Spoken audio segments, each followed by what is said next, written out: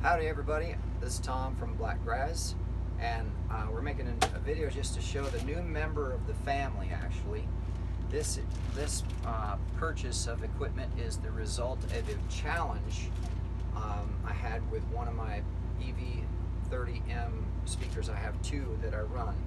The master setup actually had a sub that stopped working, and so the other one fortunately is working fine, but it's not the punch that I'm used to. Plus I'm finding that because the crowds are starting to get bigger, I'm pushing the speakers a little bit harder than usual, and I don't want to run them so hard that I can't keep rolling down the road. That's one of the challenges of being on the road so much, honestly, is it's hard to find a technician to fix anything, especially in a timely fashion. When you're traveling through, you don't have 3 to 4 weeks to drop off a piece of gear and then hope they fix it and then come back and get it. In fact, I'm trying to work something out now with some place that I can actually drop off the piece of equipment, work in the area for a while, either come and get it or have them ship it to me to one of the venues that I play at. That's actually what we do a lot for things when stuff has to get mailed to us, because our address is back in Texas, and when you're on the road you need it now. So we'll have stuff actually shipped to the venues, and thanks to all of the venues that allow us to do that, you know who you are. So to help kind of carry the weight of the louder performance requirements for the bigger crowds that are starting to happen, I decided to go ahead and buy a sub even before fixing the other speaker completely, because the top still works and the mixer is fine, and it actually is still running in stereo, and so it's got all of its mids and highs. It's just the low subwoofer that's having a challenge. And I actually pulled the panel off the back of that EV speaker, and it was beautifully made. Just as a side note, it's really rugged looking, but it doesn't look like anything that I can dig into and figure out, so I'm going to need a technician. But I was able to check the cone. For anybody who knows about speakers, there's a big round magnet, and the cone moves in between that magnet with coils of copper wire. That's electricity runs through there, and that's what causes it to move and make the waves. So that means that the cone did not get shorted onto the side of the magnet, which can happen, and then it would ruin the cone. You'd have to buy a new one. But I felt it, and it seemed like it was moving just fine. But I really need a technician to look at it. Now, that's kind of as a side note. So before I get that fixed, since the mids and highs and the mixer and everything else in it are still working, all I really need is that extra support on the low end until I get it fixed. And then when I get that EV30M fixed, then I'll have this extra sub for a little more push when there's more bodies up against the stage when I'm playing. That's what's seeming to happen more. People are starting to dance more, people are starting to sit closer, rooms are starting to get a little more full, and that's exciting. I want that, but I want the sound quality to remain the same. And so as a musician, it's my job to shape sound on stage, and then it's this equipment's job to kind of push that out into the room sounding the same way that I hear it, which is why I run things the way I do. But I'll do another video sometime explaining all that stuff. But basically, this is a Harbinger V12, and so we just got that today. We bought it at a Guitar Center, and the main reason for that, nothing against all of the small stores that we love, and one of our sponsors is a small store from San Antonio. That's JD Southside. We love them, but if anything goes wrong with this, I can stop at another Guitar Center down the road. There's only the one JD Southside so far. I know he's hoping to open a second one, and there's only one smaller places down the road. So if anything were to go wrong with it, it would be a little more challenging for me, since I'm constantly traveling, to actually have it, take it back, or have them look at it if it's under warranty, or even just to get it fixed. And this is, I guess, a pretty popular brand for Guitar Center, and they're all over the place. So I kind of had to go with the bigger store for the sake of down the road, and I don't know what's going to happen. So I just got it. I just pulled it out of the box, and we decided to videotape, and I did not want to pull it back out of the box again, just because inside of Rufus is kind of a small space. If you can't tell, it's a 35-foot camper, but it's kind of cramped once you get everything in here. So I didn't feel like it's not terribly heavy. I mean, it's only maybe 50 pounds, so it's not real heavy, but it is kind of awkward, bulky. So you got to be careful when you lift it up. You know, watch your back, that type of thing. Use your knees. So here we are, opening up the plastic for the first time, so this will be really interesting. And then I'm going to plug it in. We got the generator going. I'm going to plug it in, just make sure it turns on. I have a show tomorrow at Bully Barbecue, and I'm going to be using this there. So I'll get there early and set it up, and there's some steps that I'm going to explain I'm supposed to take care of or check setting this up with our system. So here goes. Let me open this up here. You can see what it looks like once the plastic's on.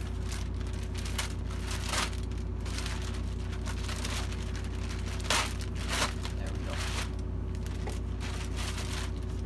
And of course, these are wonderful to hang on to. They help keep things dry. And when you're in a camper all the time, keeping things dry is one of your #1 priorities. So there you go. Here's what it looks like. Ooh, it's so pretty. Get this plastic out.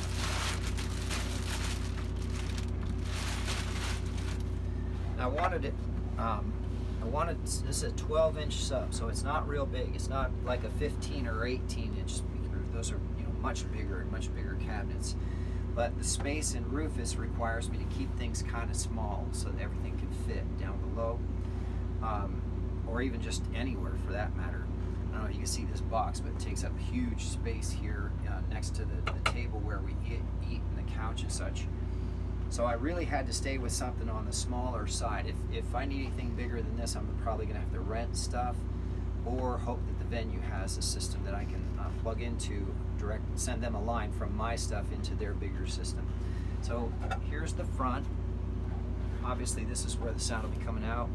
It's got really nice handles actually. I like how strong these are, built right inside of it. It feels like a real solid construction. It's got a post mount here on the top too. So if I end up putting something on top of that, even for a monitor or something, I can. Now here's the back. And this is the part that was important to me. It had to be simple.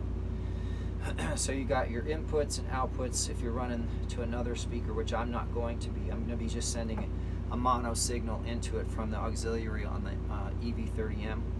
And then I'm just going to have the time delay I'll probably mess with a little bit, but it's going to be set up right next to the 30M that needs to be repaired anyway, so it probably won't need any time delay. I'm hoping the polarity is already set at normal. What that means is this speaker, when it pushes out, it should push out at the same time that my other sub speaker pushes out also. If it doesn't, if it does this, that's called out of phase. If it goes together, then you get the most sound, the most low end, or the most for the least amount of electricity. So instead of working against each other, and that is a thing actually, phasing, they'll be working together and making each other's job easier. But there is a switch for it in case I do find that it's not working properly, or it's not in phase.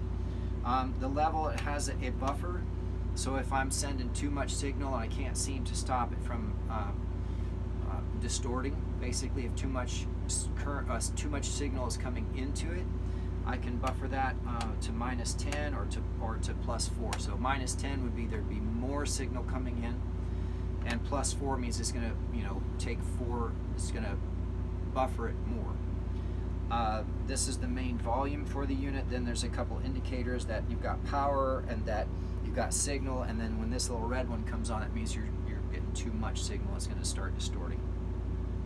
This is the crossover setting frequency basically, and what that means is I'm sending full range, so highs, mids, lows, all to this signal in here through the input, but all I really want this speaker to produce are the lows.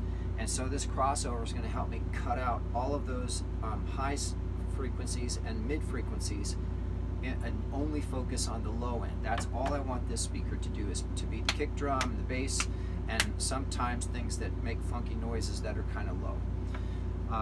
And then that's it basically. There's a charge here. I guess I can charge my phone off of it if I have to, which would be handy, I guess. And then your power switch and your power supply. So I read the manual on it, believe it or not. I don't usually do that, but just to be safe, I read it. So, and it's really simple. All I got to do is just make sure that the volumes are down, the frequency is about where I want, and any other equipment that I'm going to hook it up to is already on. So that stuff needs to be on, because you don't want a powered speaker on and then switch on a mixer or an amp or something else after, because that can send a pop through, and that can make the cones jerk suddenly and sometimes even pop out. So you don't really want to do that. You want to turn the power. You want to turn the power for all of your stage instruments and mixers and everything on first, and then your speakers after. So this is the power supply. Let's just find out here. Fancy little plastic condom there. That's funny. Safe electricity. All right. So this, we've got the generator running, and it's a 30 amp plug, so this should be fine. And I'm not going to be running the speaker with any sound in it, so it won't draw too much. It's not like running a microwave. So this light, somewhere right here, I think there's a light you'll see come on when I turn this on. All I'm checking right now is just that if it powers up or not, because we're still pretty close to the store if I have to go back.